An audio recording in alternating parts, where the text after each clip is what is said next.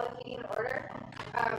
We do have one citizen to be heard, so we'll let them speak and have their 3 minutes right now. We have a Ken Barron. Let's get it right now.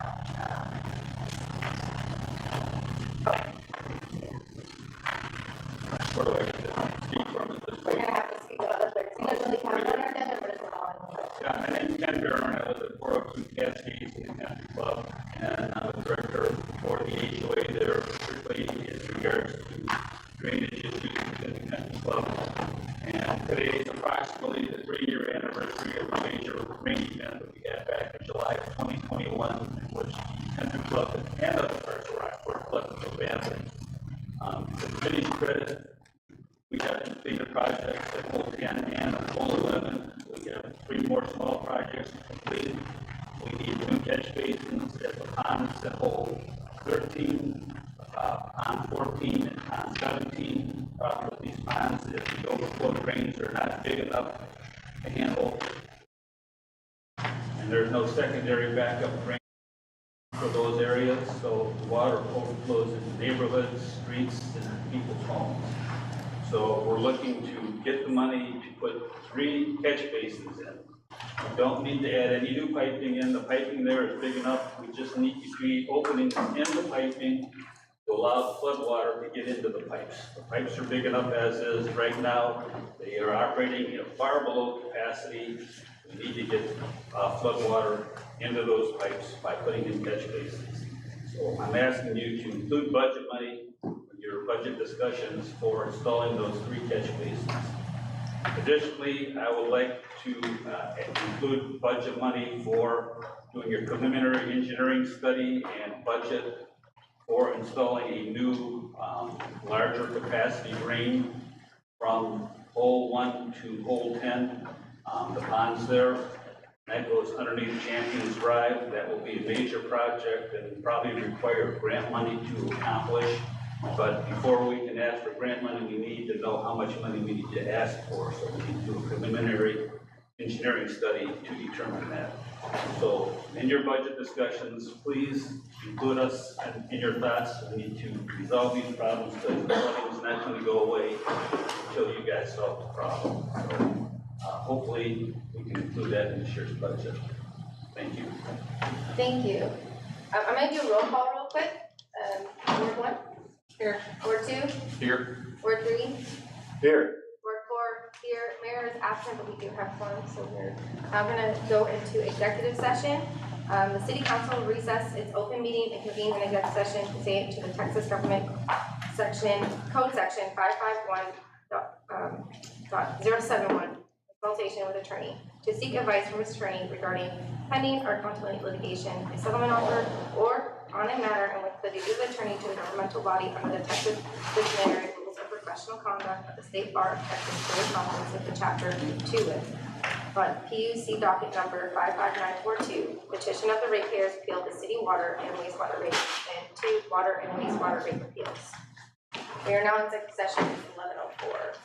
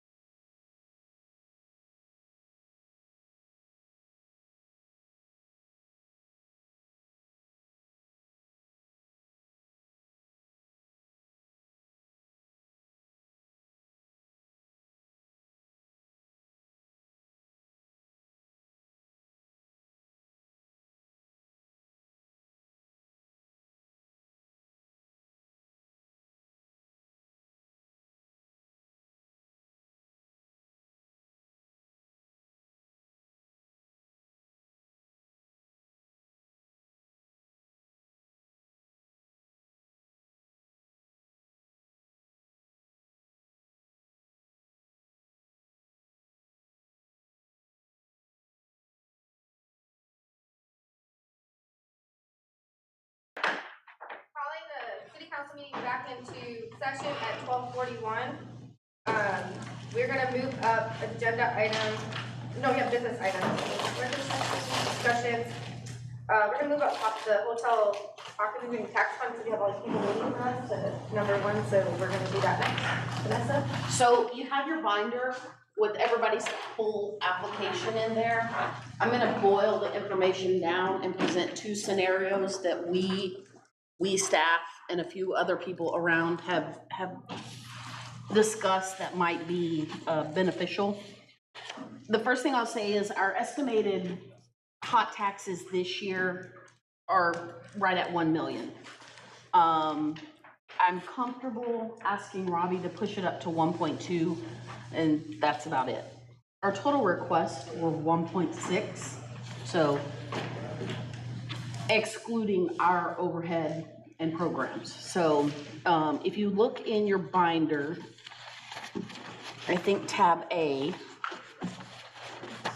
where's the list with the total request? Tab 5 and tab 4. Tab 4 is the list that has the city's request and then also county, what the county's distribution. Oh, Roman numeral 4.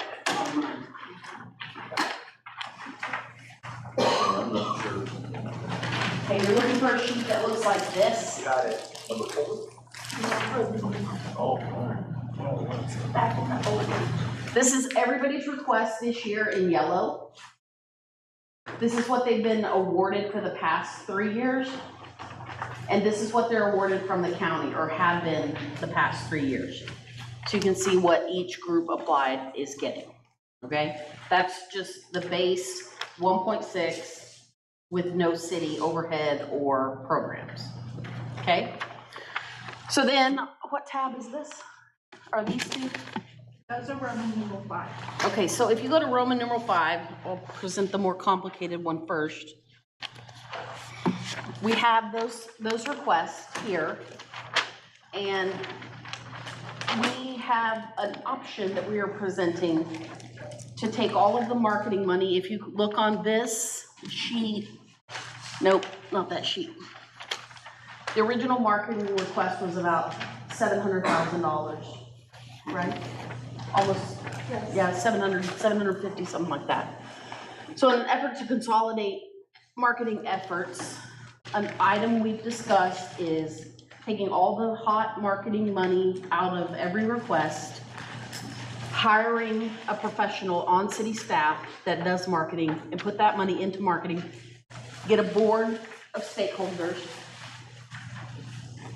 that person reports to, basically like the Parks Board. So the Parks Board would direct and recommend where the marketing money is spent. Everybody following me? Okay. So if we do that, we have our city request on a separate sheet, but this sheet also has the city's request at the top. The city would take $700,000. That's for our programs, our overhead, hiring a professional, and doing marketing for all entities. And then we have reduced the request to fit the 1.2 budget. It's almost 1.3. We have a healthy reserve. It's not magnanimous, but I think we could dip into it that far if we don't make the revenues. Additionally, when we get the short-term rentals in, I think we will get an influx in revenue. So I'm comfortable with this 1.28. We have reduced everybody's costs. Remember, we got 1.6 million in request. We bring in 1.2. The city's pulling out 700,000 for their efforts. So the things that are on here did get reduced. Everybody's ask got reduced. Okay?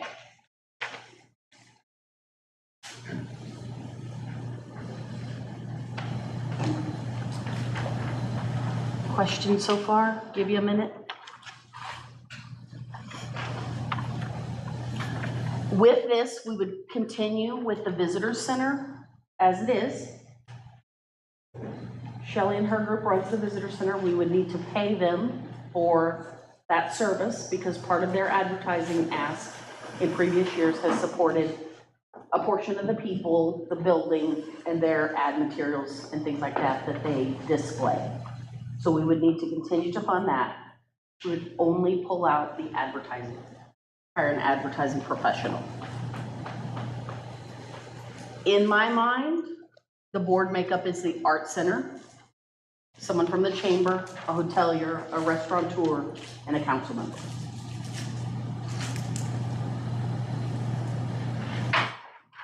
I mean, you can make it bigger. You can put someone from ARCAD on there.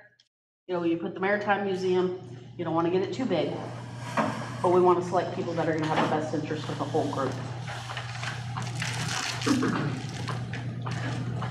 Art Center, because it's partially ours, and it's one of our biggest consumers of hot funds. So I think a seat there is very important. The chamber represents a lot of the interested parties. Hotelier, just to bring that vantage point so that they have a say. Restaurateur, same. This is all tourism. And then I think we need to have a council member to bring back recommendations to council for spending. So that's scenario one. Do you want comments on scenarios? Do you want comments from the audience, or you want to just work session? We can take comments. I'd like to hear what they Okay. think about it. So I'll go through scenario two, right? And then we'll do that. So if we leave everything like it is, the second sheet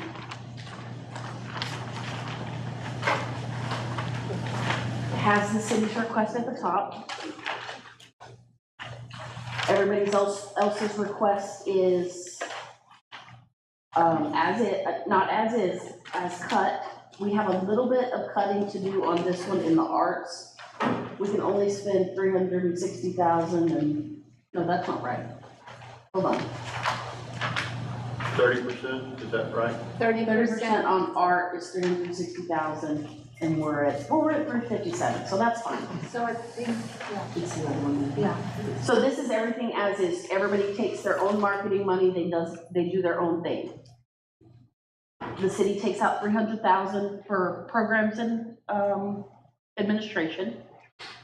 Everybody's cut down to 1.37. That's a little high. I would like to see it go lower, just because I'm not comfortable with what will be coming. Our hot money is decreasing year over year. I don't expect anything different. The difference I expect is with the addition of the STRs. So those are the two scenarios. Do you guys have questions? Yes, well, yes, that too. We're good on the arts, that I guess we were fudging that in the last couple, I guess, of distributions for forever. We were funding the arts a lot more than we were So this one is at statutorily allowed to. 392, our allowable is 360. We would have to cut that back some. Are you asking years past? In years past, we were I don't, wrong. I'm not 100% sure that maybe all those numbers were looked at, totals and the percentages. Okay. We're definitely keeping a closer eye on it than we Yeah. have in the past. Okay. Well, I just want to justify maybe some of the cuts that We have a percentage for arts and a percentage for historical preservations, and everything we're presenting will be within that. I just want to say we're picking on Louise, you know. We're not picking on Louise. So Rockport is lucky because y'all got permission to get 30%. Normally it's 15. Right, we have a special rider, but anyway, so, okay. I want to hear the comments. And Okay. then I might have more questions. Okay, so you lead that, you're the boss. I'm gonna start over here. I'm gonna go there. You guys want to start with any comments, or you guys have any? You can stand up and talk. Okay, so we want to go through the list. I just think, like, see if there's representative from the top. Okay. Okay, so I definitely think there's value in employing a marketing person to oversee everything, no matter whether it comes from the chamber or, but I see the value of consolidating marketing. I think we get more bang for your buck, but it looks over the whole gamut of Rockport, Fulton, than individual, right? The silos. However, I think you also have to consider your target audience is going to be different. I think the chamber does more print, so the arts does more digital. So you've got that gamut too, but as long as you have a good board that kind of oversees that, I think that's really the way to go. I know Vanessa, when you and I talked the other day, you also mentioned that if more hot funds come in, if there's an opportunity later within the year, it's not just a one-stop shop at this time of year, that if more hot funds come in, that you are more than willing to reinvest those funds later in the year. Yeah, so that's what I told them. If we get a huge influx from the SDRs, our mission is not to hold it, that we would do like a mid-year tranche. Now, if we get a bunch of money in, we're gonna have to increase our reserves to match. But if there's money to give out, we have an obligation to give it out. It's not our slush fund. Right, it's not our slush fund, and if there's an opportunity, then I think that's more than reasonable for us to consider. So those are the 2 points that I had. Can you just introduce yourself and say where? Yes, my name is Jennifer Day. I live at 902 East Cornwall Street. I am the executive director for the Rockport Cultural Arts District. Thank you so much. Any questions for me? Anyone have any questions? Did the Texas, did you have any comments?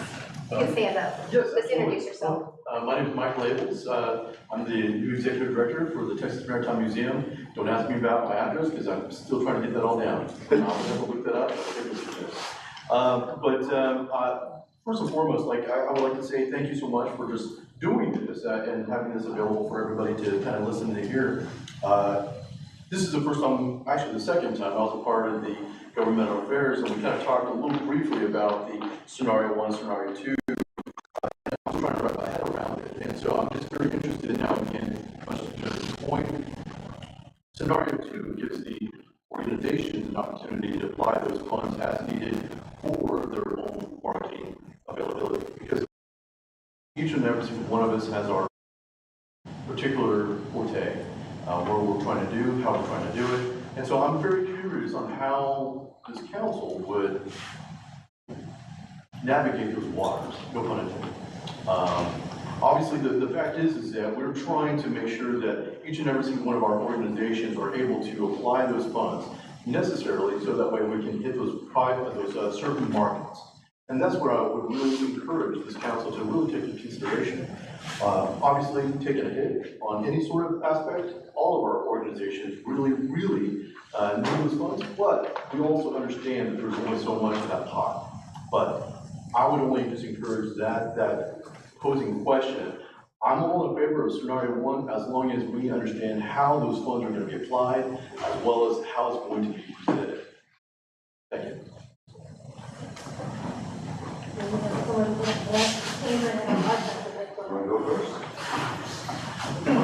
Shelley Stewart, President CEO of the Rockport Fulton Chamber of Commerce. We're on board to support either option. My only concern is with scenario 2 being cut, we need to cut. We can't do the new creative because the money's not in the budget for the new creative. So the complaint was it's the same material, but without the it's going to be a little bit rougher. So, but we are on board. We can see. I agree with Jennifer 100%. In fact, we have been working already towards doing some consolidating marketing of the art center and the chamber. So I see value in either option. So we just want to do what's best for the community, and who could do that best is executive team. So. Luis Puron, Rockport Center for the Arts Executive Director. I live at 139 Heron Oaks. I'm open to the idea of option 1 as has been presented.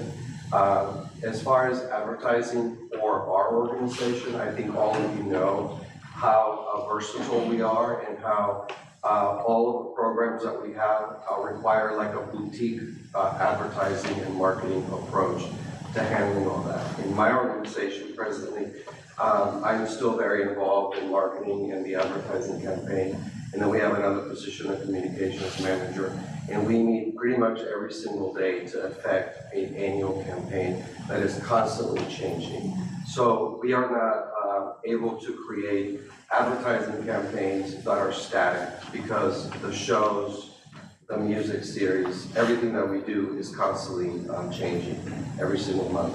And we don't work in a vacuum, we also work with a team. We have a design team that creates all of the ads.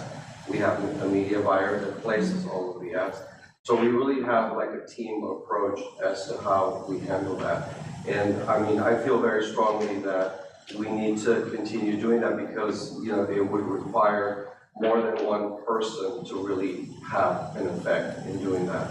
As far as the Rock is concerned, and I'll let Karen and Dale chime in for anything I may have missed that is in their heads. As far as the Rock is concerned, as you know, we have an agreement with the city of Rockport to help fund its operations as well as its advertising campaign. And I know that in option one, the advertising would go away, but we would continue to need the city's support in order to make sure that that program that is very new is still viable and we continue to increment visitors to that area for either social events or business meetings. Karen, do you have anything to add? I think just to echo that, we're very nimble at the Arts Center. We know our clients, we know our programming, and we're studying and following the impact of our marketing dollars, how they're being spent, and what the is. And when things aren't working, we pivot, we can pivot quickly. And the bigger, more things get consolidated, the harder it is to be nimble and pivot quickly. So that is something that we've always valued, is that ability to change on a dime if we need to change on a dime. I can see that being more difficult with option one, although option one certainly has some merits as well. Daryl, do you want to elaborate on any? Thank you for allowing us to speak. Do we have anyone else as a representative of Top Fund Request? I think we do. Now we can go to questions if you guys have any questions. I do. Do you guys want to see? I'll just add something from the hotel perspective. The team Rockport 224 Reserve Lane. I think going back to that option one, we've had a meeting with hotels and short-term rentals. I think we're in agreement that option one is probably a better bet. As what Vanessa alluded to earlier, the numbers have been declining over the past few years. So, and whether that marketing, whether those events are related to, you know, people have more options to shop when they come to Rockport, to this coastal area, I don't know, but somehow we need to take a good look at if our marketing is working. We see the numbers every year when we do the marketing workshops, but we don't know, I mean, that's looking at past year's data, and so we don't really have that handle on it. And I think actually to the point of what Karen made of like maybe pivoting, I think with having a dedicated person that can do that, I think that would allow for a better way to pivot in terms of, you know, saying, hey, this isn't working, let's go ahead and change it for the next 6 months or next event or whatever it happens. And I think a higher paid position is probably the best bet. The other thing is like, in putting that, I think what it does to all the entities that collect the hot tax, it makes them put into their budget that, hey, if we want to do this XYZ that's above and beyond what this, you know, consolidated marketing effort is going to do, you're going to have to factor that in out of your collections of your ticket sales, of your revenue, to say, hey, when we do the next Art Fest or when we do the next Sea Fair, we're going to take a portion of our profit and we're going to allocate it to doing this own marketing on our own end and maybe enhance this effort. So that's going to make it where each of these entities are going to have to take their responsibility to say, you know what, I want to take $20 out of my pocket and I want to do this or whatever the fund is. I think that's one of the biggest benefits I see, that it's going to hold all these firms, all these entities a little more responsible. The other thing is that we haven't talked about is, if the city does go with this, I'm sure the county and the town of Fulton would gladly join this effort. And then you have, I'm on a pathway steering committee, Pathways has $50,000 from the county. That's another $50,000 toward marketing. So you start adding the 700, whatever that everybody has to put out there, this comes close to about $1 million now. You know, yeah. The 700,000 includes our overhead and the paid position. Right.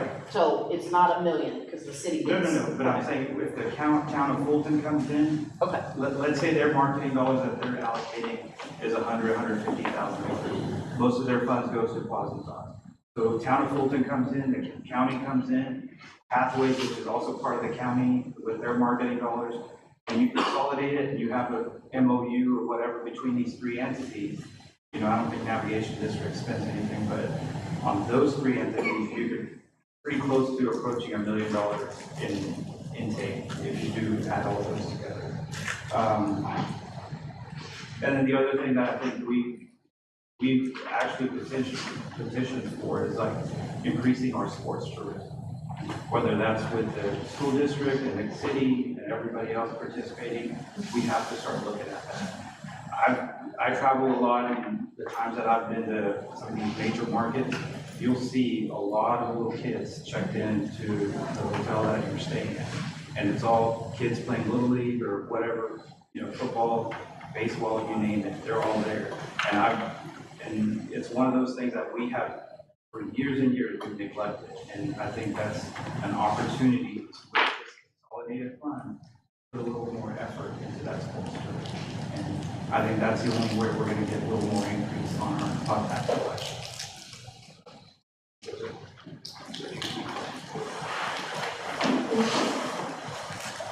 One more point.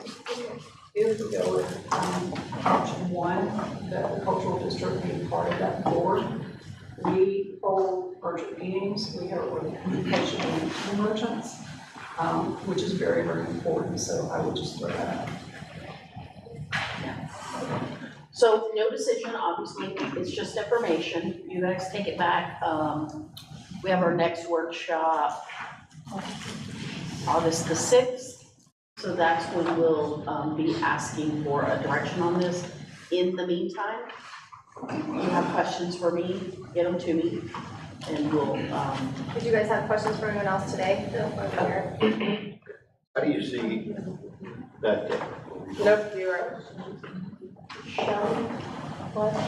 I was just asking, what date did you say? I didn't hear. August 6th. August 6th, thank you. That's it. How do we see that this full FTE, some of the concerns they addressed of how do we look at the market, either the Arts Center or the individual. Yeah, there Things is we're some taking out. specialized stuff, Yeah. you know, and I see maybe packaging some of that stuff, you know. Jennifer needs some specialized stuff. Luis knows what he needs. He knows what he's doing. So let's piggyback those and see. I'm not saying that you don't. I'm sorry. But let's piggyback those and see if we can get a better deal. Or maybe the Art Center is so specialized that we cut it out and say you That's what I was keep gonna doing your ask. own thing. But then, you know, you gotta explain to everybody else why you. So under here, is there within the meat? Yes. There's a breakdown of advertising for each one, so we could consider maybe under $1 value based on the complexity of knowing if it's much higher, then obviously the complexity of the advertising is higher. Yeah, so if you take either of these, well, scenario 2 has what they've asked for in each category. So this is the 7 categories you've adopted, and this, going this way, is where they've asked for their money.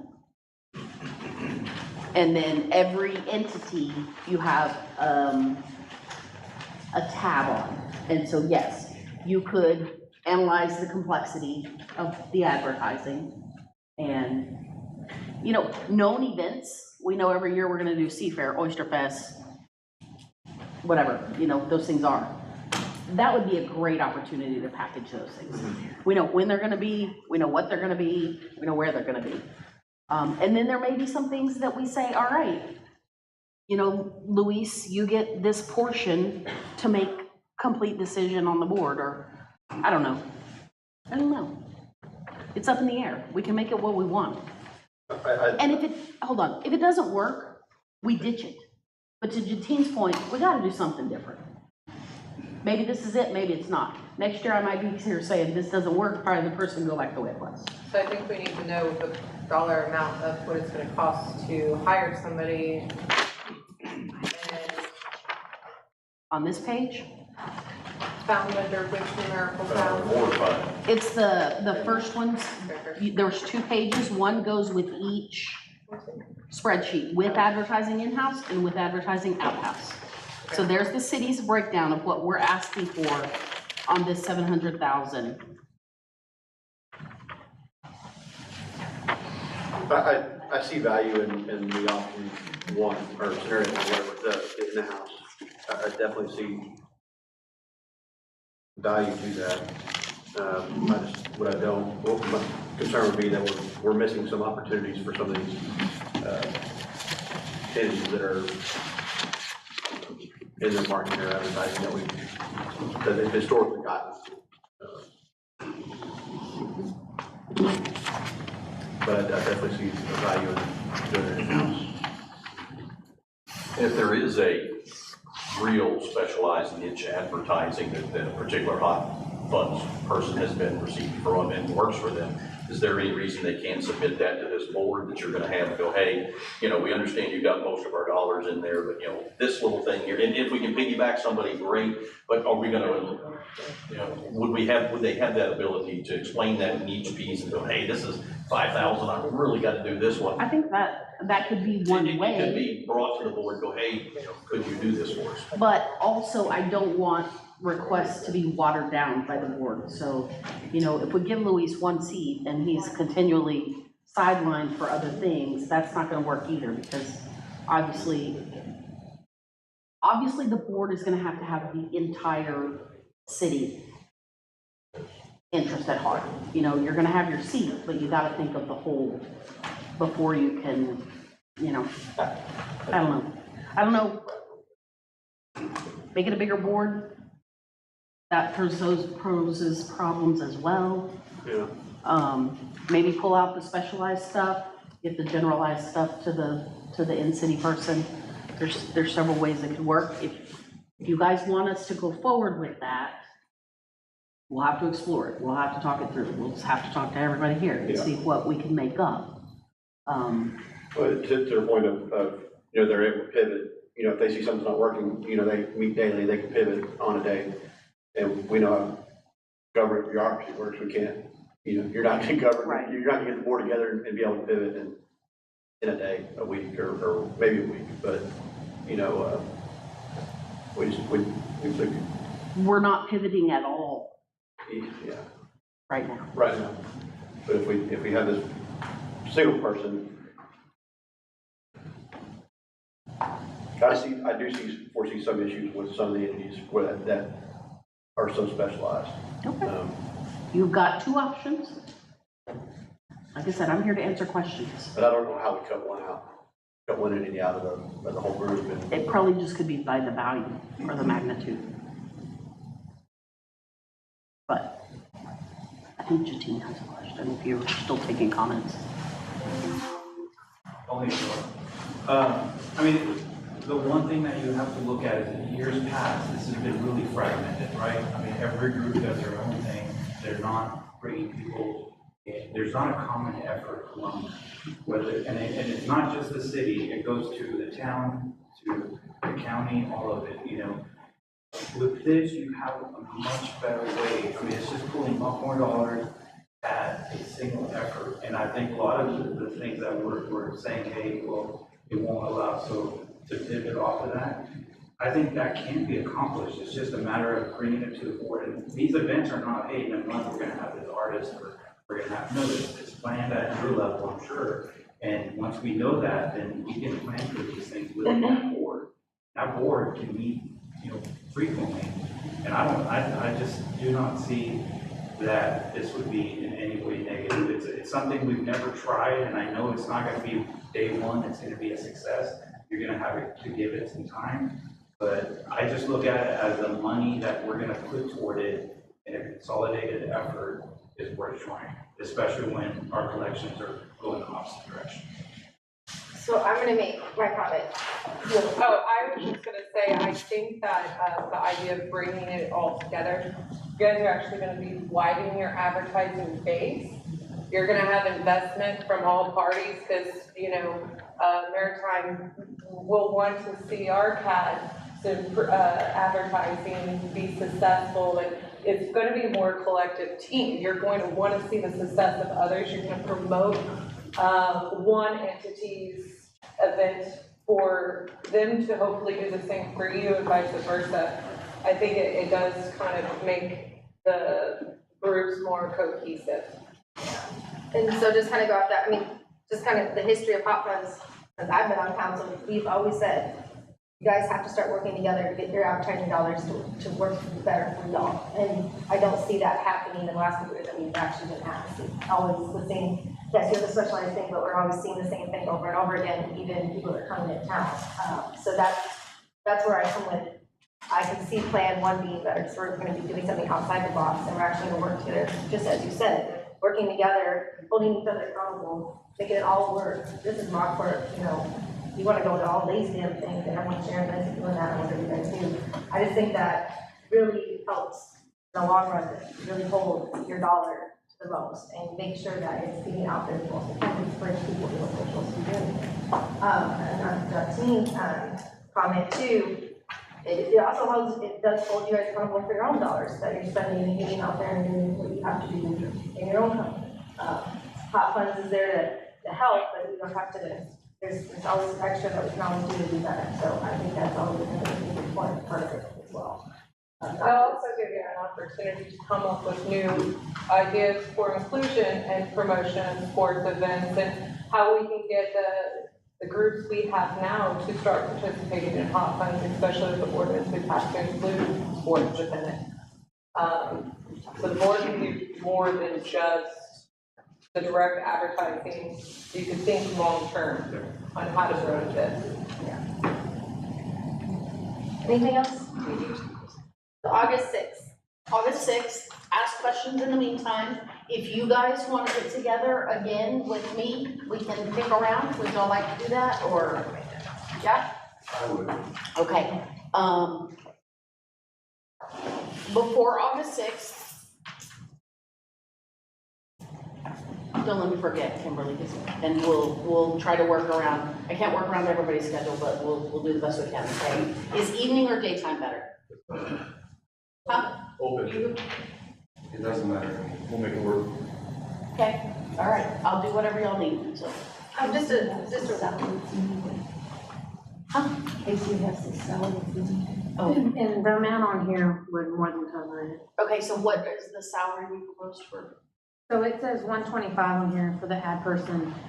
Most of what I looked at, it depended on what level the person was you were bringing in, anywhere from 40 to 60,000 up to a little over 100,000 for salary plus benefits. So I pegged it at 80. Yeah, And then added. and that was about average, yeah. You know, if we're gonna do it, we need to do it right, because it's gonna Yeah. have to be somebody that can manage this, oversee it all. I can't get an intern in here. Yeah, right. If we're gonna do it, we gotta do it right. Will this person be well-versed in media buying? Because one of the things that we get from our media buyer is they're able to get us a discount because we're a nonprofit. And so that's something that can be given consideration. Sometimes we get, on some of our place, media 10 to 15%.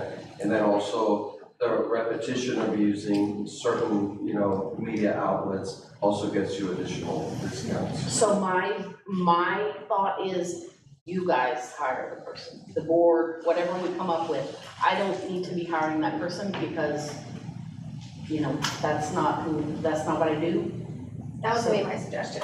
I would like to have the board ahead. Yeah. If we're gonna do that. I would like you guys to do the interview. and make I mean, sure you guys yes. are comfortable who's gonna be doing it. Yeah. It would ultimately be my responsibility, but yeah, you guys would have to help write the job description and you guys would have to help hire the person. Now, there's also gonna be a lapse before we can get a person and get some, so we gotta keep going what we're doing. Shelley, we'll funnel into what we have to, we'll finish the contracts we have. I know you guys have things going. We gotta keep going until we find that person, because we will hire the right person or not. You know, if we're gonna give something a try, we have to do it right. I don't mind being the first one to come up here and say this failed, but it's not gonna be because we just put someone in the seat that couldn't do the job. Quick question, so what happens with the TDC? So the TDC is a function of the chamber. In my mind, first of all, it's your choice. But I think you still have a TDC because you're gonna have a chamber rep on the board, and you're gonna need that information to funnel up through your person. You know, our council member is gonna funnel up our information. Whoever's, you know, the hotelier is not gonna be speaking for himself, so he's gonna have to meet with everybody and bring the information back. It's just like any other board in our city. They represent a constituency.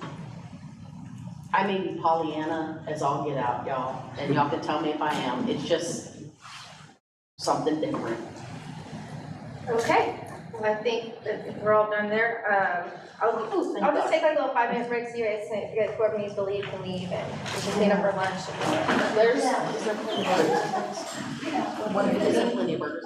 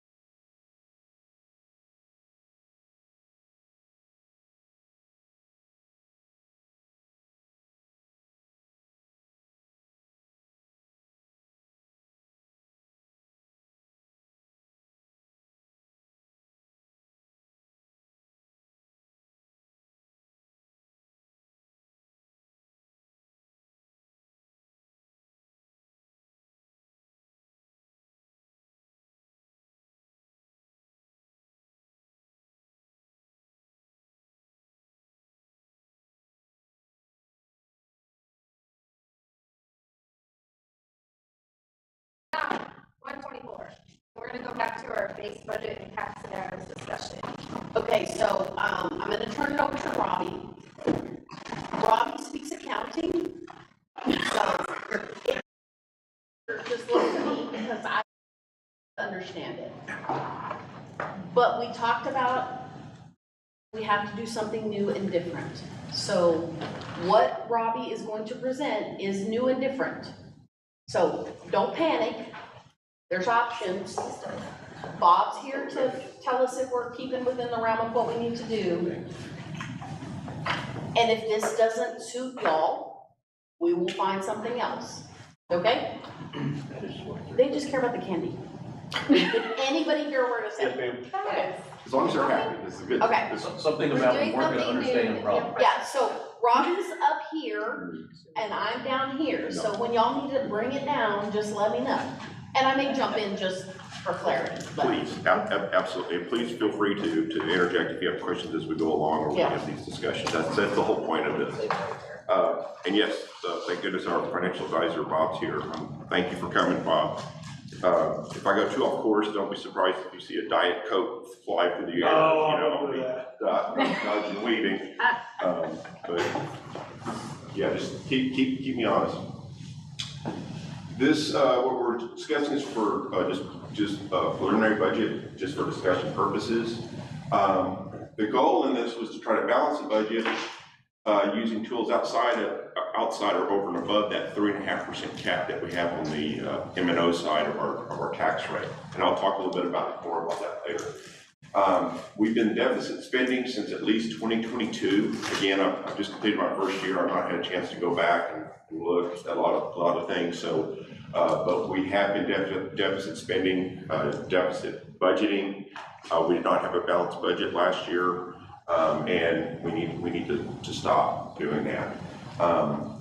Not properly funding projects has put the city in a precarious and unsustainable position with declining reserves and dwindling resources. And it's hurting us on getting quality employees, infrastructure, as we've been talking about, the need for infrastructure, and the ability to grow and adapt. We're kind of like in this, we're kind of chained. We don't have like flexibility. Clarify, when he says we did not have a balanced budget, he means we pulled money from reserves to balance the budget. We did turn the balanced budget, but we took money out of our reserves to balance it. Yeah, and in the budget, in the initial budget that we adopted, it was using reserves to balance. They expected to do that when they adopted that budget, they knew they were gonna have to do that. Yes. Okay. Yes. And you see it in your balance sheet okay. Continue, please. Yes, we need to complete the audit. I know Lorenzo is feverishly working on it. I'm not blaming it at all. It's just, again, we're trying to juggle. Again, it's having good staff. It's trying to get things done. We're struggling, but we're hoping to get that in August, God willing. So remember also last year, which was my first year, well, 2022 was my first year. We did not have a clean audit, I guess, and we were behind and we were, again, not budgeting appropriately. So we're cleaning out the Easter eggs with each audit. We get new and clean those up, so. Yes. Reserves, recommendation for policy is 180 days. At our 2022 audit, whenever it was presented, we were talking about it, we're at 111 days. And again, we expect our reserves for 2023 to be even less. We lost like almost $1 million, I believe, between 2021 and 2022. Now that was the country club drainage project. You want me to put in the record? No, I think it's. No, that was a planned spend, that $1 million. We didn't just lose it. I wanted to be clear, we didn't lose $1 million. We planned it and we spent it on the country club drainage project. Anyway, sorry. Okay. It's all their fault. Again, It's all their fault. we're looking at doing cost of living adjustment to attract and retain quality employees. Turnover, we talked about the turnover and how high it's been. We've lost a lot of our knowledge base. So everything that we're trying to do, we're having to start from scratch. There's nobody to go, hey, what did we do last year, or how did we do this before? It's like, okay, what do we do now? We need to restart the vehicle and equipment sinking fund. And we really need to fund that on the INS side of the tax rate, not on the maintenance and operations side. We'll talk a little bit about that more as well. We need to fix the current business model, or traditional business model for cities was really shot. That Senate Bill 2 back in 2019, it destroyed it. When you used to be able to go up to 8% increase on your M&O side, and then they put a cap on it 3.5%. It's not going to work. It doesn't even keep up with inflation. It's inflexible. It was a capricious decision, and we're paying for it.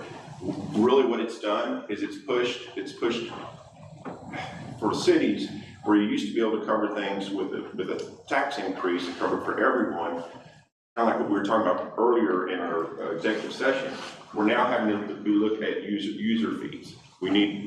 Cities need to rely more on user fees to fund things. The pool fees, our pool is sucking about $500,000 out of our M&O monies a year. They're too low. And we talked about utility fees earlier, and that needs to change. So what we need to do is, again, move the B&E over to the INS side, and we need to increase, we need to support the utility rates and fees that, again, we were talking about earlier. Not doing so, if we don't go up on these fees, we're going to need to start looking at cutting positions. I mean, that's just, we need to do something different, just as Vanessa said. What we've been doing is not working. We need to do something different. To clarify, it's either positions or services equal to the dollar amount. Positions are the easiest thing to quantify. Yes, corporations always start with layoffs. It's anyway. Yes.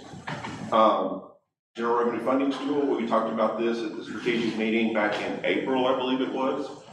Property taxes, sales taxes, and transfers in, utility transfers in. Okay, property tax. It's our largest revenue source. We talked about the M&O. The M&O piece of your tax rate, your maintenance and operations piece, again, that's limited to voter approved rate of 3.5% per year, unless you can go higher, but it can also be repealed, I guess, or challenged. The M&O side should only really be for maintenance and operations. What we've been doing, like we were talking about with the Rockport Country Club, we've been using our M&O monies, or for the M&O side, for projects. We've been using the M&O side for vehicle and equipment replacements. We're using short-term monies for long-term, for assets that have long-term lives, or projects that have long-term lives. Your interest in sinking side is what should be for your projects, so that you're matching up your debt, like you issue debt, say 25 years, 30 years, to an asset life, say a project that has 30 years. You want to try to match that up, not be using up all of your M&O side. It's like going to HEB. It's like taking your grocery money and going and buying a car, and then going home, and it's like, well, I have nothing to eat, but I got this car that's gonna last for 7 or 10 years. So you want to better match that up. But what we've been doing is using up our M&O monies for projects, and instead of doing COLAs or other things or maintenance items around the city, we've been using them for projects. And so that's why we're in this squeeze. The M&O side is capped 3.5%. The INS side is not capped. That's the part we're going to be focusing on today. It's up to council in terms of how high you want to go. And we're talking about M&O at 3.5%, and how it doesn't even cover the inflation. Here's CPI. That red line is the 3.5%, say, per year, and you can see starting in 2021, and I mean we've just been sucking in. We've been going backwards big time, and it doesn't look like it's slowing down anytime soon. That's why also the Fed keeps the rate's so high. I mean, it doesn't look like it's gonna abate anytime soon. So, property tax. Bob, but yeah, at the strategic meeting, talked about some possible ways that we could fix this. And I also wanted to mention, Anna, she says that now Texas now allows pro rata homestead exemptions. And so what that does is it allows people to file for a homestead exemption, but receive refunds for as far as 2 years back. So what it's doing is you can't rely on, yeah, you might set your tax rate, but that doesn't mean you're gonna get the revenues. Just people can be filing for refunds, so that's gutting you along the way. Robbie, the M&O cap at 3.5% that was apparently implemented and sounds pretty restrictive and causing us a lot of problems. Is there any effort on the political side to get some relief for us? Because since it doesn't, I mean, not every municipality's got to be having these same meetings going, oh my gosh, 3.5, is there any works in place to eventually get us some relief from that, even a 1% or something? They're not going to do away with it, but is there anything getting done there? Or are we stuck with that? As far as I know, no.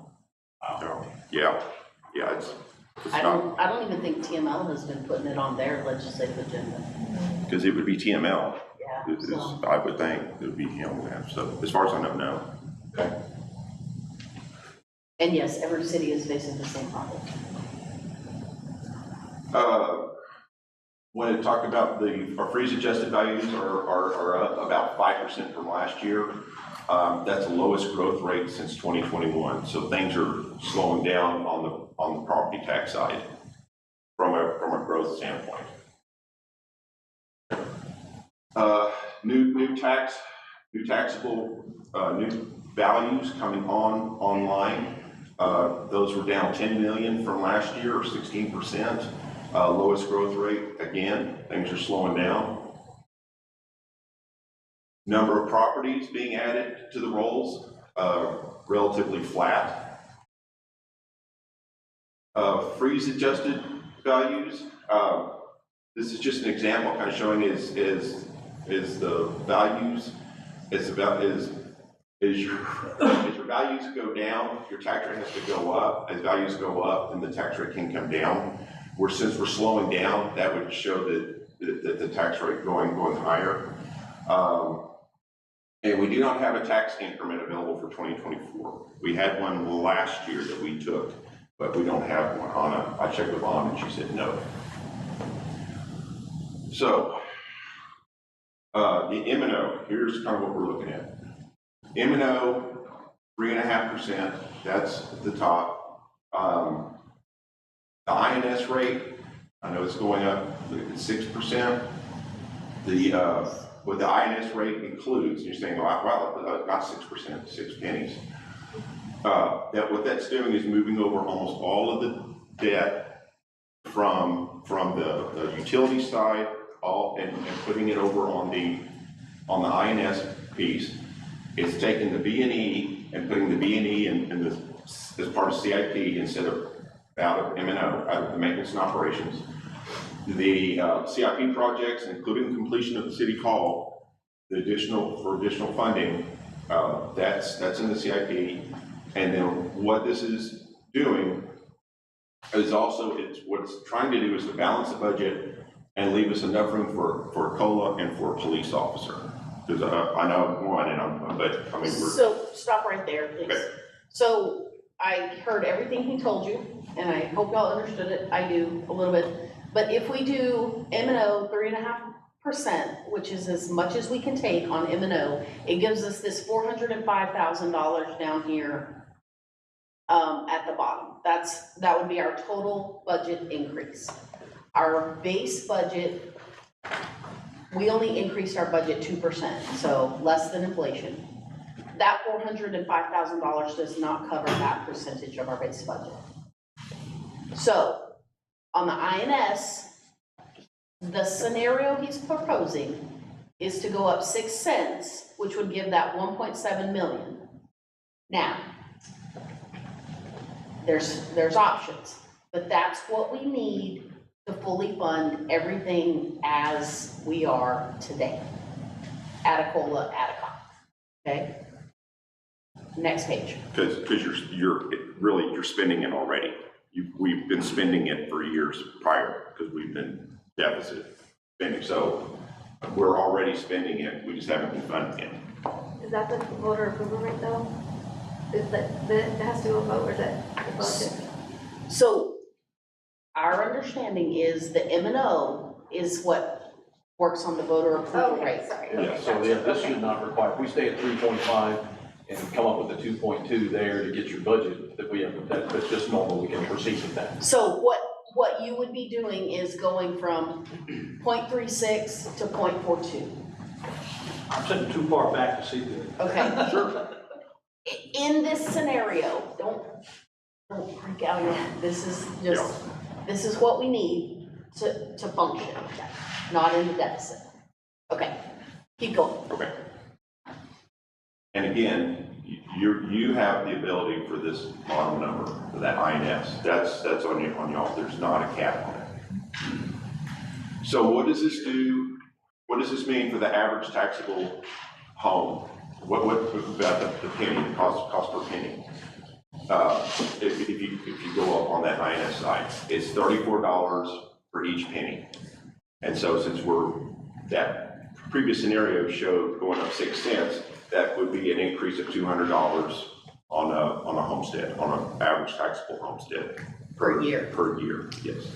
So then if you're looking at that, if you go down 5, 4, 3, 2, 1 pennies on the INS, that's the result, okay? So we're saying the 6 is what we need, but here's these other options. So if we go up 1 penny, like you said, it's $34 on the average home per year. Yes. Okay? Is everybody following where we are right now? Yes. Okay. Robbie, again, for the new guy here, what have we done in the last couple of years? We're proposing a potential the 6 pennies here, average house, $200 increase in a year. What happened last year? What happened the year before? So the interim city manager, when he got here, I think he let y'all know very clearly that you have not been taking your 3.5% and you're gonna have to do that. On the M&O side. On the M&O, but nothing on the INS. And so that year, which was my first year, I started in August, we already had the budget done. They took the 3.5%, but they also had 3 increments.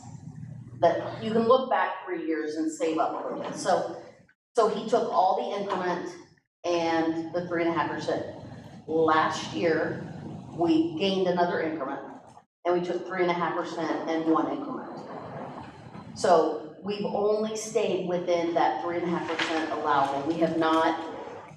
We've not done anything, we've not separated out the INS.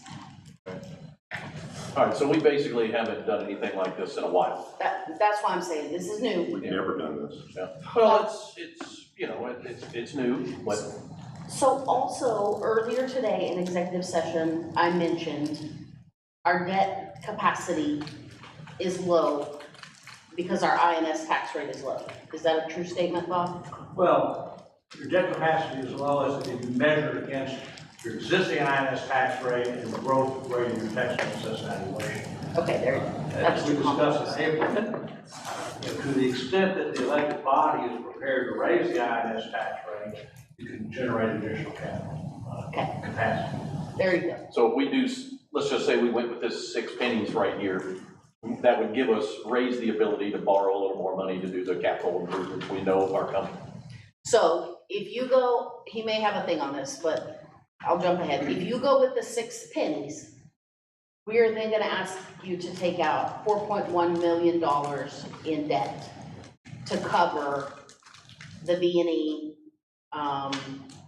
B&E, the CIP, the. B&E, CIP, yes, the everything. living. Because we also, we've not done our B&E since I've been here, and we've not done work the CIP since I've been here. Okay. This is just covering the function. This is the, 6 pennies is the basic function of the government. It pulls in the things that we have not done for 2 years that we've needed to. It gives a COLA, which we did not give last year, and it adds, at least 1 comp. if we get the grant. If we get the grant for 3, we don't have the money for 3. We have the money for 1. Okay, at this time. sorry, keep going. And what Bob was talking about, like the valuation, you can see that how small, as a percentage of the home value, how small that tax amount is. I mean, as a percentage of value, we've got the value here. It's just, do we have the political will to raise the rates? That's what this really comes down to. Because you've got it, the value's here, it's just. So, area property taxes by category. Just kind of wanted to show M&O, our INS rate, excuse me, M&O versus our INS rate, you can see kind of how it compares, that's the red line, how it compares to the surrounding towns. And then if we were to go up the 6 pennies, you can see with the green line, how we would compare, this is just for INS really, how we would compare to the other cities as well. And so we're within that range. We would not be out of line on that. Let's see. The total tax rate right now, we're at like basically 36 cents. And if we were to go to the 42, you can see where that would be. We are the lowest in the area. Again, we have a very low tax rate. We've got values here, but we have a very low tax rate, relatively speaking. If we were to go with that 6 pennies, that would show where we would be and how we'd be in line with some of the other cities. You can see that The green line yes, the green line. would be the rates. The red is up and down is where we are. And you can see that our total tax rate, INS and M&O, is, I mean, it's for all the cities in there, their M&O alone is higher than our total tax rate. Where's the combined tax rate, Robbie? Can you point to it on, like? It's these two together, or Yeah, I thought you were comparing it, I thought there might be a combined column there. Oh, no, I don't, yeah, I'm sorry. But we're 36 cents. And you can see just the M&O here's 40 cents, 45. So we're still well below. We're well below, very, very Even well if we below. go up the 6 cents, that's where the green line That's where the would be green up line, the 6 if we were to do that. comparatively to the other cities. Okay, no, I just want to make sure it makes sense. So now, the second largest source of revenue, sales tax. We have an outside firm who does this for us and tracks it and gives us some feedback. His name is McLean. Anyway, it's showing your rolling 12-month average and how it kind of rolled over here and it's just been flat, kind of declining. So we're not going to, kind of like hotel motel taxes, we're not going to get anything out of that. So our first revenue sources has been flat certainly from an M&O standpoint. Valuations are flattening out. Sales tax is flat. So this brings us to operating transfers in. These are paid by the utility fund to reimburse the general fund for supporting the utility fund. This needs to go up. You can tell it's been flat. This needs to be higher, probably based on utility revenues versus reimbursing costs is what we've been in the past.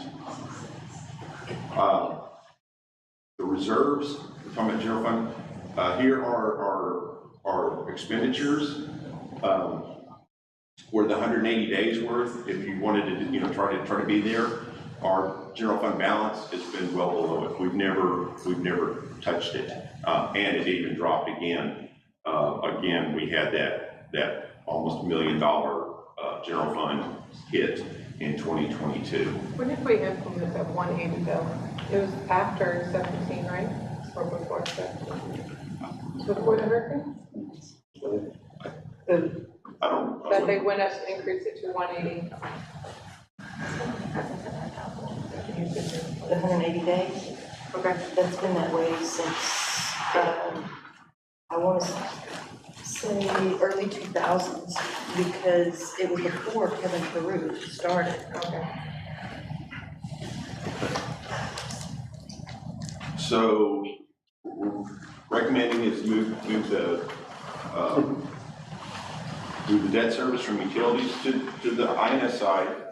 Again, fund the B&E on the INS side, and then I said to move computer replacement, but basically the computer replacement is already in the CIP. Basically, you're loading up the CIP and you're financing the CIP with debt instead of using operating funds. The restructuring, I know there was discussion in April about restructuring the 2022 tax notes. After discussions with Bob, he said that it does not look feasible at this time. The appetite, the state appetite for refinancing tax notes, 7-year tax notes, is not good at this time. They don't want to refinance them, especially I think given the valuations that we have here. They would rather us go up on our tax rate versus refinancing those, which means basically that we're looking at amortizing our city hall debt over a 7-year period for a 50-year asset, which is upside down. Again, that's using your HEB money to buy a car. B&E. We're still eating. It's not. Vanessa always moves through comments. We're a mess. At B&E, you're looking at over $700,000, and that's for year one. Part of that is to catch up. You can see out here, it smooths back out a little bit into the 500 range. We're trying to play catch up again because we haven't been doing this, so we've got to do that. Financial effects of each penny decrease. Walk through these pretty quick. Again, we're talking about it at that 6-cent increase. We should be able to balance the general fund and the utility fund for the first time, I don't know since when. Do this, take out new debt to fund the CIP vehicle replacement, and reserve funds for hopefully a 5% COLA. That's at this time, and one police officer. A penny less. That would eliminate any new borrowings. Again, we have that tax note that we can't restructure, and so we don't have any room. So that would wipe out our CIP. Basically, and if we did the B&E, we would have to, if we continue with the B&E, that would come over and suck up everything out of the general fund, and our budget would be done. We wouldn't have any money for police or COLA. But if we didn't fund the B&E, they would allow for a 5% COLA and one police officer. 2 pennies, it would leave us basically with a 3% COLA and one police officer. Again, no CIP. 3 pennies, it would leave probably a little bit for about 3% COLA and one police officer. Again, no CIP, so no projects. Oh, the heck. You skip 4. Did I skip? I thought I pushed it again. 4 pennies. Use money for about 1% COLA. No officers. 5%. Basically, it's just using up our reserves again. And 6 pennies basically puts at a deficit coming out of gates. So collectively, between the utility fund and general fund, we're like negative like $1 million. And we really need to get that fixed. Okay, just we were talking about we have about 145 FTEs. I know our primary goals were COLA and the B&E sinking fund. If we need to look at staffing levels, we'd have to evaluate. I mean, if we don't get any movement, we need to start cutting staff. This version is going to change. We already have we have some updated insurance numbers. We get them on daily, some updated retirement numbers. We get those periodically. Just as they're coming in, everything is going up. In our auto liability went up 10%. Just right off the bat, and that's not even getting into retirement or anything else. And I know that we get criticized for changing numbers and changing our mind from the projections, but that's just part of the budget process. It's iterative. It's iterative changing, and as you get information, you make your updates. Our numbers change up until the very last minute that we get our certified tax rate. Yes. So these numbers are gonna change within dollars, hundreds of dollars, whatever, so the next version Yes. will be different. Any questions or?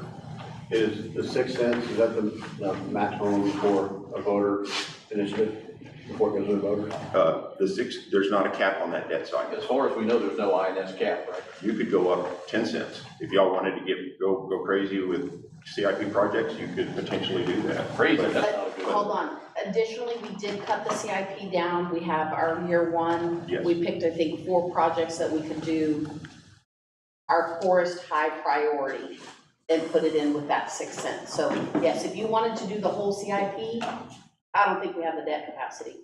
Well, one of the most interesting charts that Robbie put up, before I get to that, let me say this first. I think Robbie's done a tremendous job of making a very complicated and critical situation clearly understood. You are in a critical situation, so I want to commend Robbie for a great job. He did lay out very clearly and succinctly what your options are, and I really like the last part of this presentation that talked about, well, we only go 1 penny, we go 2 pennies, we go 3 pennies. It highlights the critical situation that you're in. If you want some good news, there are people that are worse off than you. And I say that because this 3.5% new revenue limitation was drafted in a way that applies to schools, counties, and cities altogether. It really hasn't been that big of an impact on Texas school districts because of adjustments that the TEA, Texas Education Agency, has made on per pupil funding. So it hasn't been as big a deal for school districts. It's killing the counties.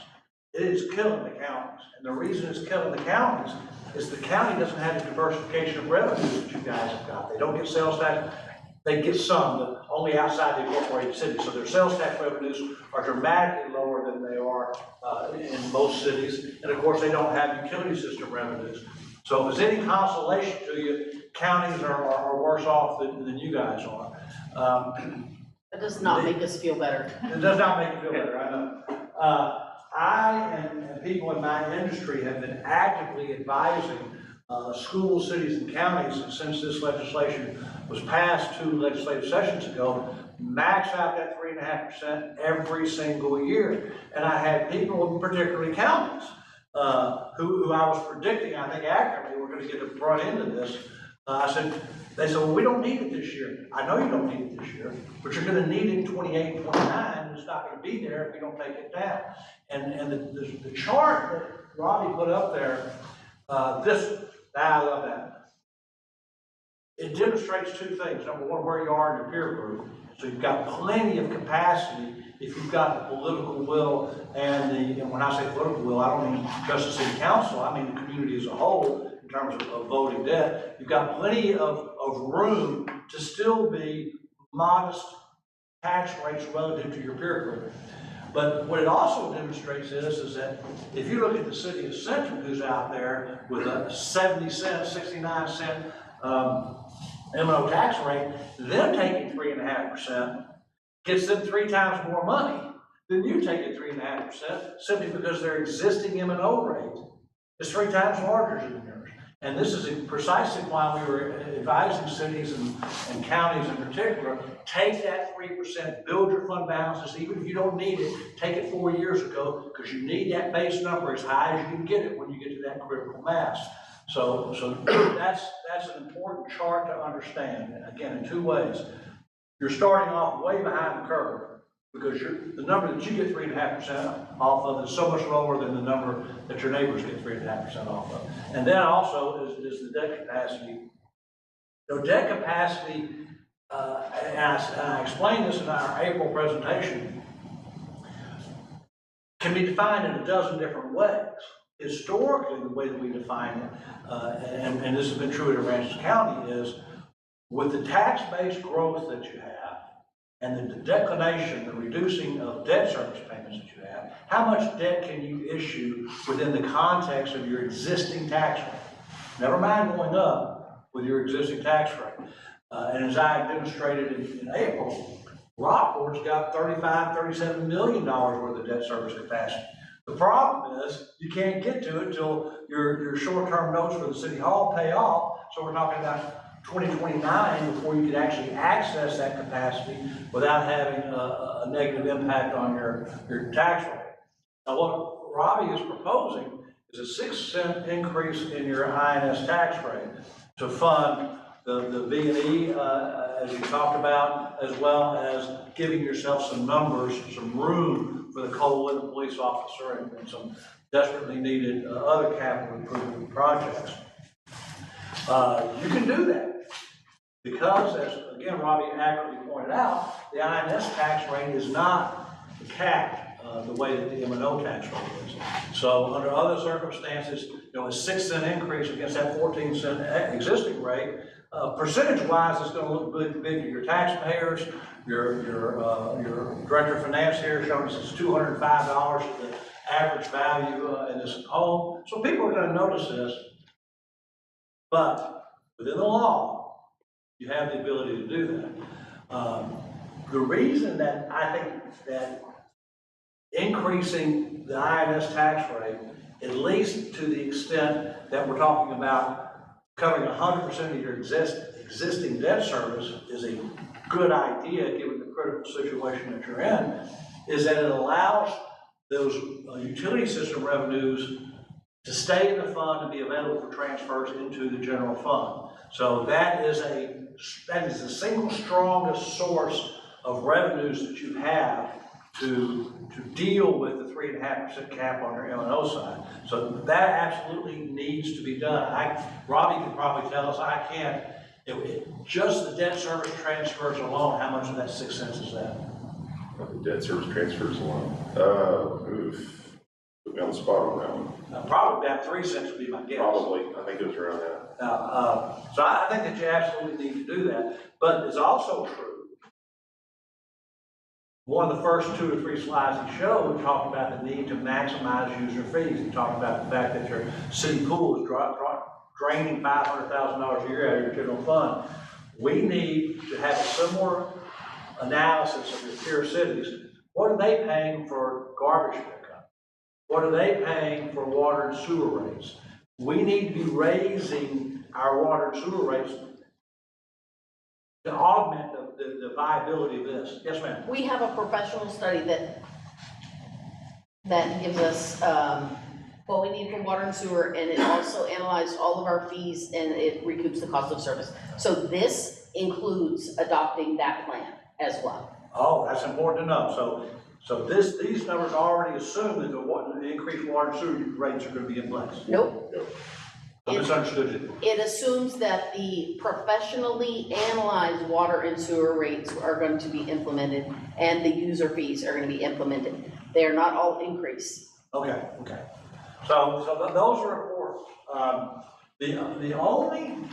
Another key point that Robbie made that is 1,000% accurate is that because of some, let's just call it the local political environment, we have been forced, the county, or the city rather, was forced to finance long-term useful life items, mainly the city hall, and some other items, and do it funded over a 7-year note. Now, given the tremendous tax base that Rockport has, and the fact that your debt was relatively modest, still is, but certainly even more so before they did the City Hall project, you're able to do that, still have a pretty darn good tax rate compared to your peer cities. But it does impact the ability to finance long-term useful lives appropriately.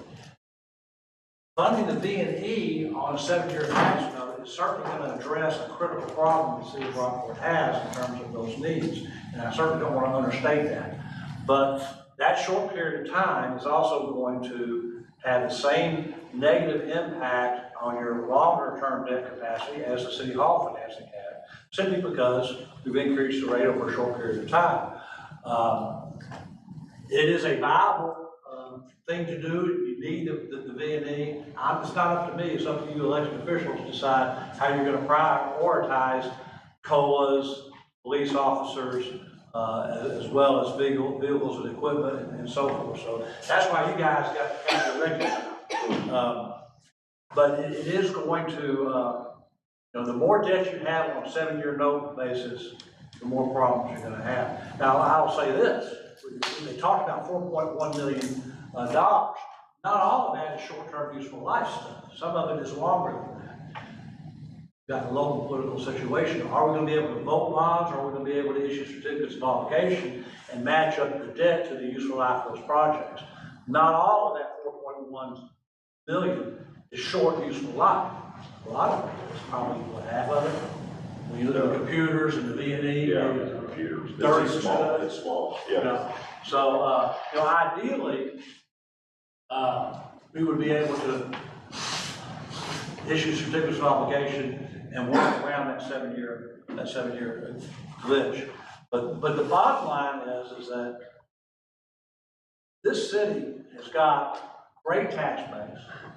It's got great bond ratings, although frankly, those are being put in jeopardy by the fact that our general fund balances are falling and we're running out of limitations here in terms of the ability to raise additional revenues. So your bond ratings are in jeopardy, but you've got a great tax base, you've got an incredible tax rate. Now, I've been around to know, it's funny when one of his earlier charts was talking about quality employees and employees retention. I've been working with the city of Rockport since 1987. There's probably very few people that have the long-term institutional knowledge of what's going on here and what's worked and what hasn't worked than I've had. And I remember very well, probably nobody in this room, I'm looking around. Hey, Mike knows what I'm fixing to say. There's an old banker here who's long since passed away. His name is Jimmy Sorensen. Do you remember Jimmy Sorensen? He owned what was at the time First National Bank of Rockport. He sold it to Victoria B&T, and now it's Wells Fargo. But Mr. Sorensen was a crusty old guy. Did anybody else besides Mike even know Mr. Sorensen? Okay, well, I just figured Mr. Brundrell would know. Certainly his dad knew Mr. Sorensen. Well, Mr. Sorensen and I were sitting down one day talking about taxes in Rockport.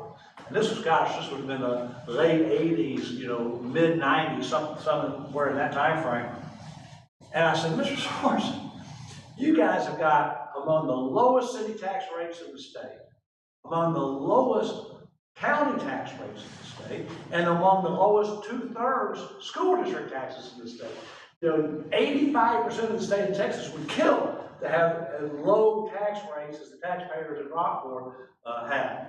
And he says, I don't care what everybody else is paying. I care what I'm paying. And that's why we've had this tax rate here, because you guys in this community have never compared yourself against your peers. You compared yourself against yourself, and you end up with a very tight tax rate. I'm a property owner here. I've been a property owner since 1984, so I pay taxes too. I appreciate the low tax rate.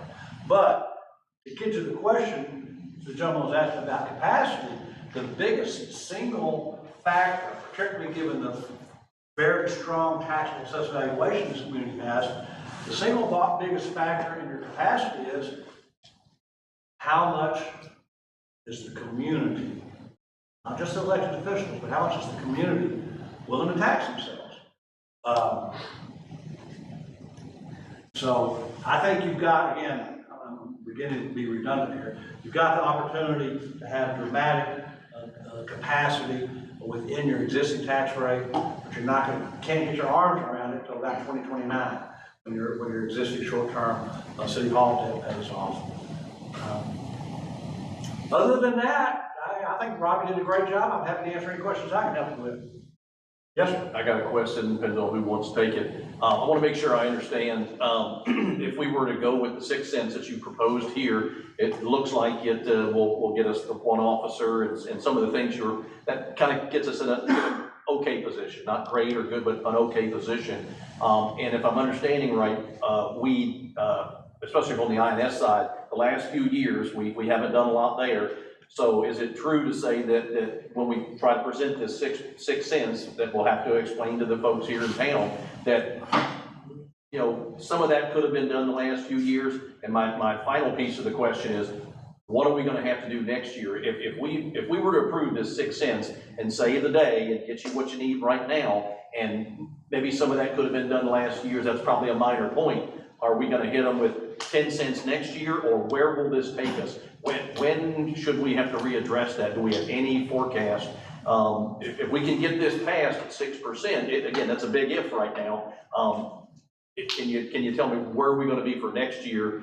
Is it going to be another big smack in the jaw to them? That's a good point. I would need to look and see what our projected revenues are going to be on the utility side. Sure, we were talking about this morning. I need to see what that's going to be shaping up to be, and that's going to be a big determinant. Like Bob was saying, you got that three-legged stool. I mean, 2 of them are basically flat, so you only have one area to be pulling from right now. We know we're limited on 3.5, so that's not going to change for next year. But let me add to what he's saying to maybe give the citizens a little more comfort.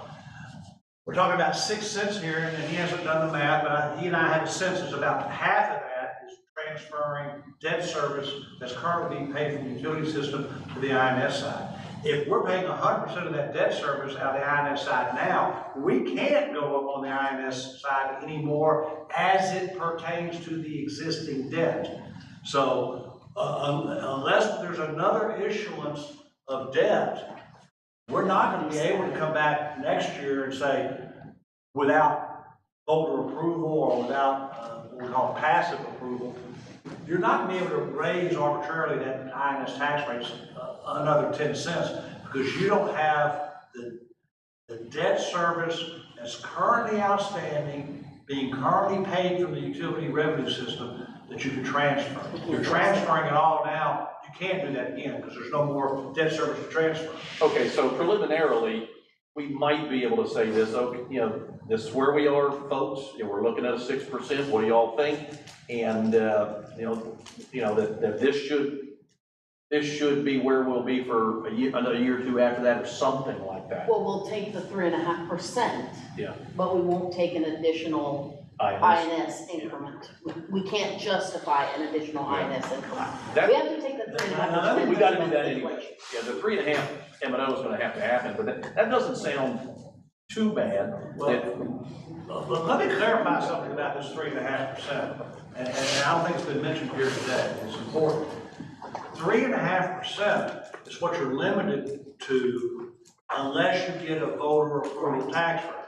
You can go up 10% right now on your general fund on your M&O fund, if you wanted to. But if you do that, you're going to automatically trigger an election that your citizens have to validate that decision. So if the citizens get educated to the critical nature of our situation here, you might be able, as an elected body, to say, we need to go up more than 3.5% on the M&O side. We need to go up 7%. And everybody, personally, I think now's a better time to do it than say next year. You know why? Because everybody's feeling that 9.1% inflation rate that he put on the chart. The Federal Reserve is slated to drop interest rates. We won't know what's going to happen. Lots of stuff going on, national political environment. But right now, the Treasury markets are pricing in about an 80% chance that the Federal Reserve is going to lower the INS, the overnight Fed funds rate in September by at least a quarter. Some is thinking 50 cents. So there'll either be a quarter in September and a quarter in December, or maybe the whole 50 cents in September. I don't know that's what's going to happen, but I'll just tell you that the Treasury market is predicting that. So now, if they do that, and you come to your budget period next year, and our inflation for the last 2 years in a row has been 3.5%, 3%, maybe hopefully as low as 2.5% next summer. That 9.1% inflation is far enough in the background that people may not be as excited about correlating the critical problem that Rockport has now with the 9% inflation rate. But that's a great chart that it showed. You can't have 9%, 9.1% inflation rate and hold your new revenues at 3.5% and retain employees, hire police officers, pay the streets. Can't do it. Inflation doesn't work that way. So just to go back a little bit, last year, you know, again, it's my first year. Robbie came in August and was expected to make a budget. We made a conscious decision to balance with the 3.5%, using reserves, not fund the CIP, not fund the VIE, V&E, and not give COLAs. We gave a one-time payment. This year we had to get creative. We can do that again, but we're putting ourselves further in the hole. So in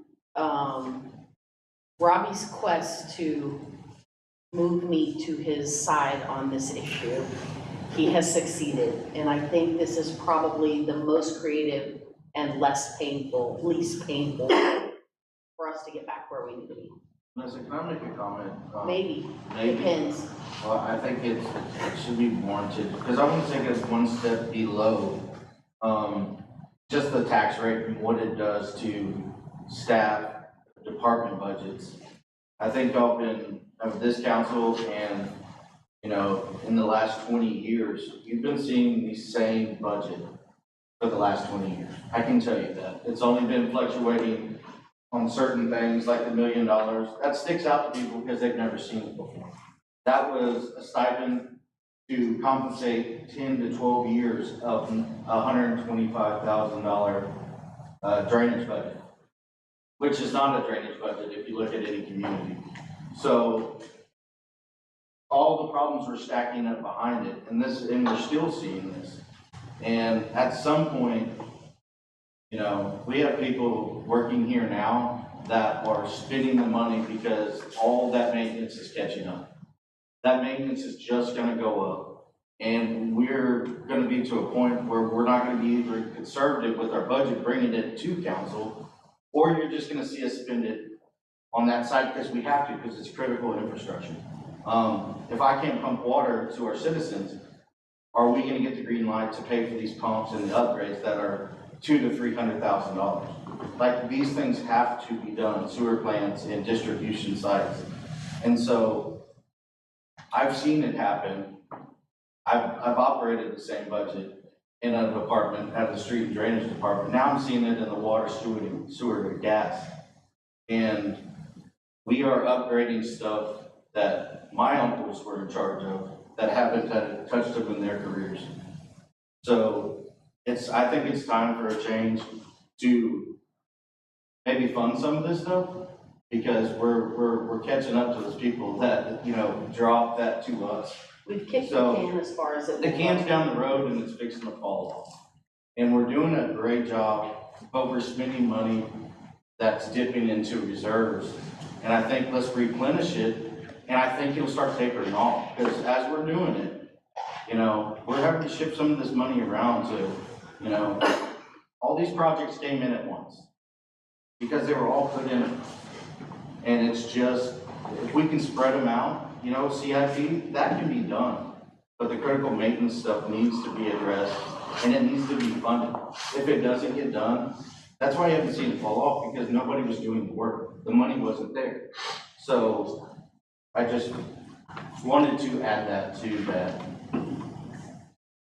Yes, yeah, because you could remedy your maintenance problem by buying new equipment, which would go on your INS side as well. So the INS, and then that reduces the monthly general spend out of your M&O side. Yeah, new equipment's not gonna need to be worked on as anywhere near. Right. So that covers the rest of our agenda, I think. This is just information, remember. We're gonna come back on the 6th, and I need you guys to really dive into what we're asking of you, what you wanna come back and think you wanna do. Ask questions between now and the 6th, so we can have scenarios and information prepared for you. Because we're in August, and we gotta adopt this budget in September. So actually, we gotta have a hearing in next month. I gotta get you a budget letter. So we need those two directions on the hot taxes and the property taxes. Robbie, you did 0 to 6 cents, projections, I guess, we're running that and giving us the 6 cents, doesn't really cover many of the asks that were presented to in the workshop. It covers. That only covers, the only ask Is one officer. is gonna be the officer. Yes, so the other supplemental requests don't even get touched. No, this starts the B&E, which we have been neglecting. It gives a COLA, and the only ask it gives is an officer. Oh, I'm sorry. It also kickstarts our computer replacement program. Can Just you like do me an 8 and a 10 or something?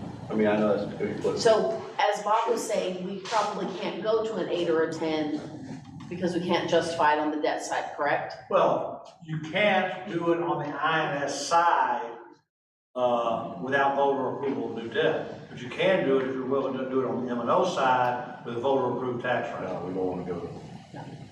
Wait. Am I mistaken? I think you said that backwards. Well, Yeah. no, he's right. He's saying if you wanna go over this 6 cents, Right.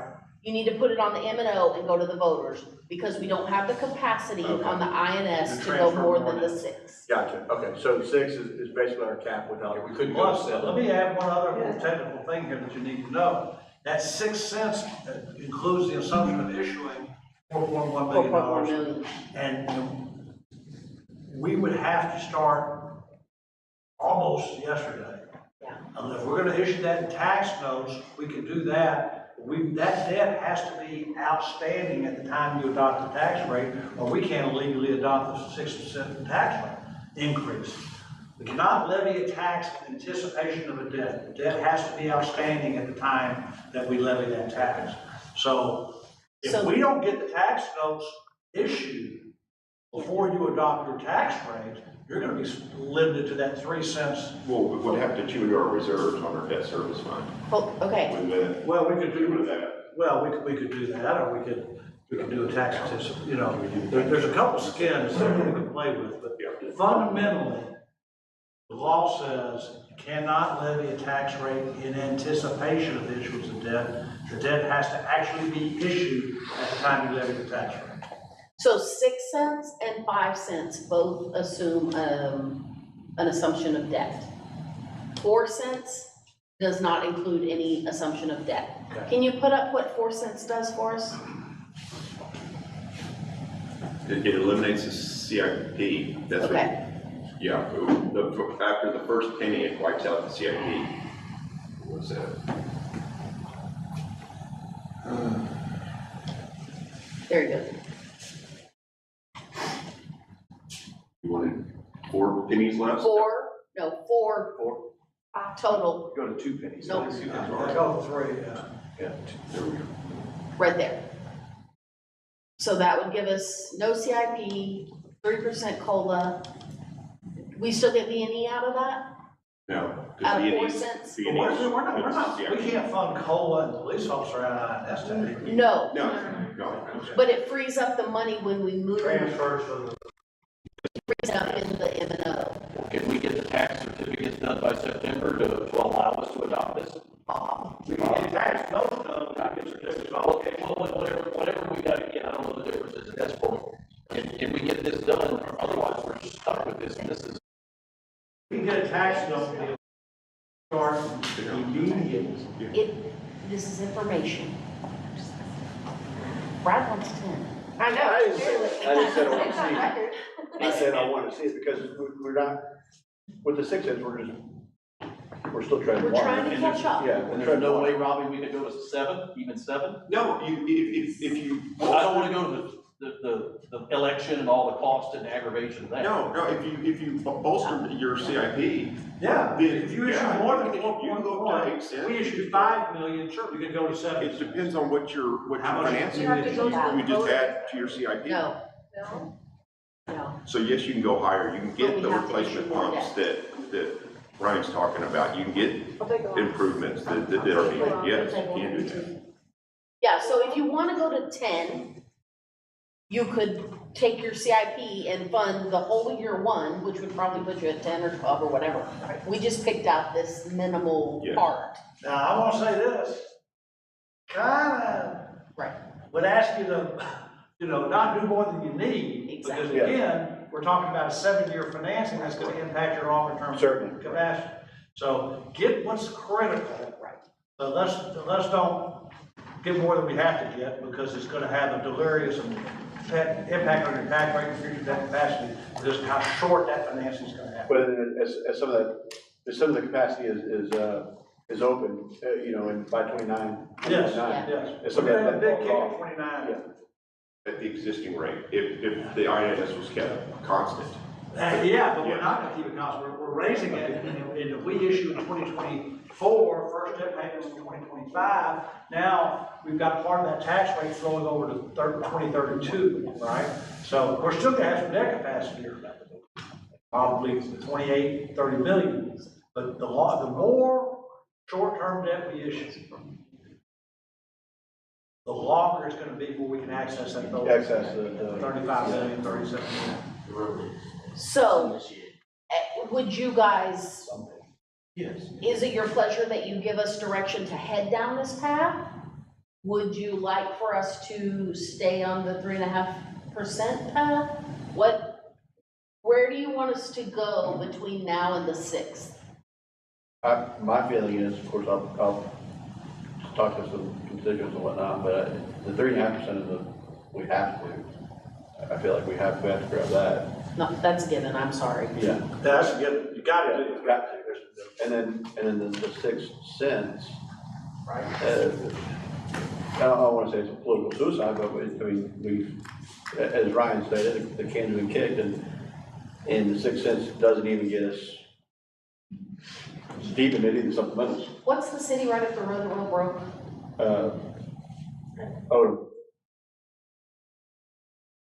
Yeah, we don't, I know, but we're headed that direction. We don't want to be owed. Having a deficit budget.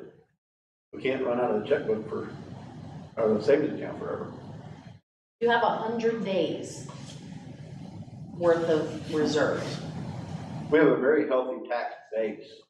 that we're not taxing. Right. Exactly.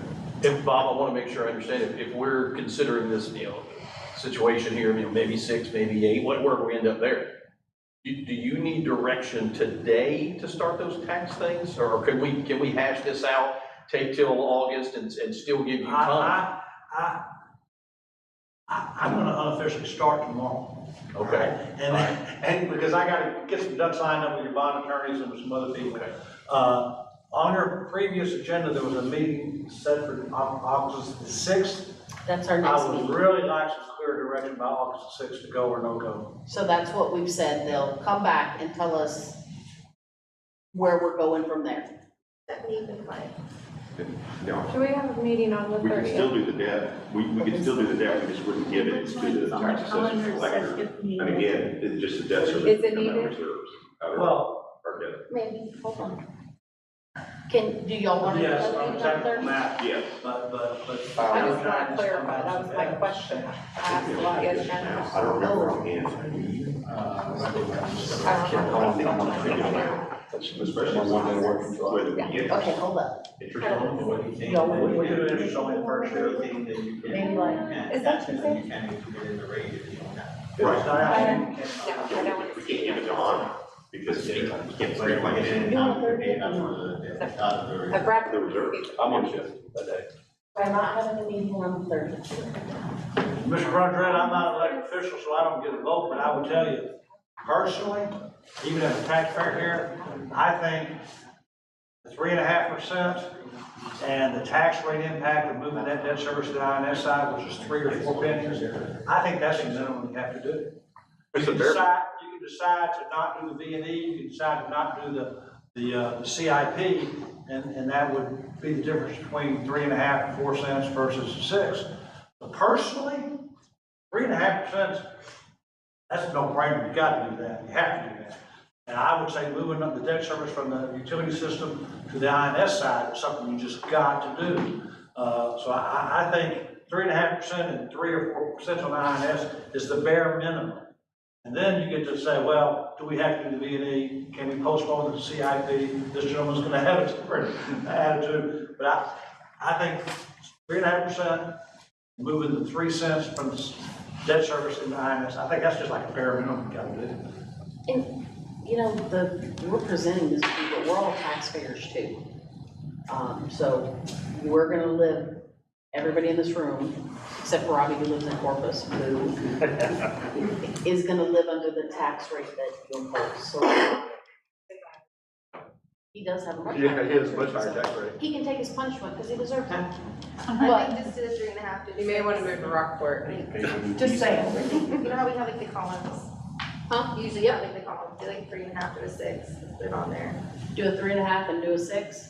Oh, like how you broke it down on that Yeah. long form. You remember how we saw it last year? That was previous administrator. Okay, so we're gonna do 3.5, and then we're gonna do the 1 through 6. 1 cent, 2 cent, 3 cent. What am I putting on there? I just need to look at 6. I like the 6 and 3.5. Look, if I'm gonna do the 6, I'm not gonna go between them and go all in or all.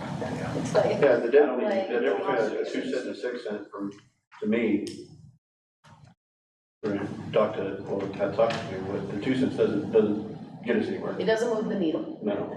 3 cents doesn't move the needle, we're still treading water. 4 cents is where we actually got a life jacket on. 5 cents we're swimming, 6 cents we're. Do you want like a? But on 4.5 to retrospect, 6? to understand how important that 1 cent is to what can be accomplished. So does it, Do you want a 4 or 5 and 6? I'm kind of on your side, all in it. Yeah, no, 6 should be nothing. I don't want to compare between a 5 and a 6. And I'm confident the mayor agrees. Because what they're lose between that 5 and 6 is impactful. Exactly. My opinion is to do the 3.5 just because we have to show what that's gonna be. I think just to have the public see what that would even give us and what we're gonna lose, and then a 6. That would be my. Okay, what information do you want to see from those? Like, do you want it, like, he has it? I loved his presentation, but I also need to see like the tax roll. I mean, Go back to your first page, please. Not your first page. Go to your first page and I'll tell you where to go from there. Yeah. Hold on. They do. Keep going. Stop right there. Go back. So the 3.5% gives us $400,000. I just want to have that presented so people can see what the difference is between the 6. Okay, this whole thing is gonna go on the web. And then we can break this sheet out for you. But the 3.5% gives us the 400,000. The 6 cents gives us the 1.7 million. Yeah, I just want to have it out there so we have to sell, like. Sure. We're supposed to here and, tell people this is why we have to do this, so we need to have the examples of why. This whole thing is going on the web and we will email it to you directly.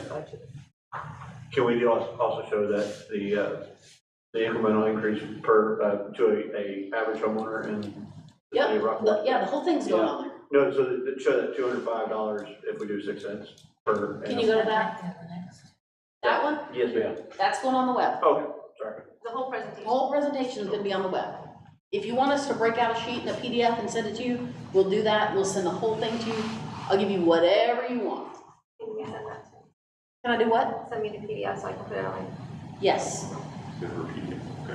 Just actually send a PDF to everybody and then it's done. Can I ask a question? Go to that page you were just on that showed the 1, 2, 3, 4, 5, 6. Do those numbers already include the 3.5%? Or is that just the INS? That's just the INS. No, good point. So you need to, That is a great point. can you give us the Because there's gonna be more than 3.5% 205 plus? when we add in the impact on them and over. That's a great thing I'm saying, right?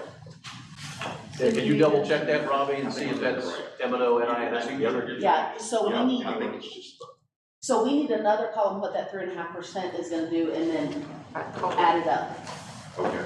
Can you do that? we need the 1 through 5 pennies if most people are? Y'all just want I think it's important if you're gonna put information out there, just put it as it's been initially presented with the new information attached to it. So yeah, put the M and O, so label this as INS, put an M and O row, and then a tab. Okay. Is that fair? See what I put together. Okay, The M and O at 3.5 won't change to it, it's just, that's 3.5%. 3.5%. So it would be the same number for all. It'll go across the board the same. That's what, Rockport Fulton High School, Go Pirates. took me 7 years. Brandon got one. Okay, is there any other thoughts, questions, comments, concerns? I had some. I know I've heard people saying that they felt that they were, like, they were stuck and we can't move and that, you know, we can't get any CIP projects done or anything like that. And you can. This offers an avenue, not just this, but going up on the INS side does give you some capacity to borrow and do CIP projects if you so choose. Thank you, Vanessa. For my education in the past, did I miss it in the last 3 budget cycles where we didn't catch that 3.5%? Like, why we didn't do it? You have done the 3.5% starting with Richard Morton. Okay. So Richard, and then Richard's budget, and then my budget last year, we took the 3.5. Richard took 3.5 in increment, I took 3.5 in increment. And here we are today. I don't know what was done before Richard. All right, so in 22 and 23, we did the 3.5 and no INS side. Right. Okay. That's important. Also remember that you were budgeting on community disaster loan. Yes, ma'am. That you did not take the money from, Yeah. what you budgeted and spent. Yes. So that's a big deal. That was almost 4 million. That was 4 million. I think we only budgeted 3.5. It was close to 4 million. So we were awarded a community disaster loan, and we budgeted it every year for 5 years, $1 million a year, basically. But we did not call the people and say, send us the money. And the loan ran out, and this council consciously decided not to take it at the end, because at the end it would be a loan. Whereby, if we had taken it year by year, a lot of it would have been forgiven. So, when we say we're cleaning up stuff, we're cleaning up stuff. I still need that drink. If Andrea will let you go and someone will make a motion to leave, you can go get your drink. Motion to adjourn. Second. What you need? Time is 2:37. Are you keeping the minutes? Since y'all are adjourned,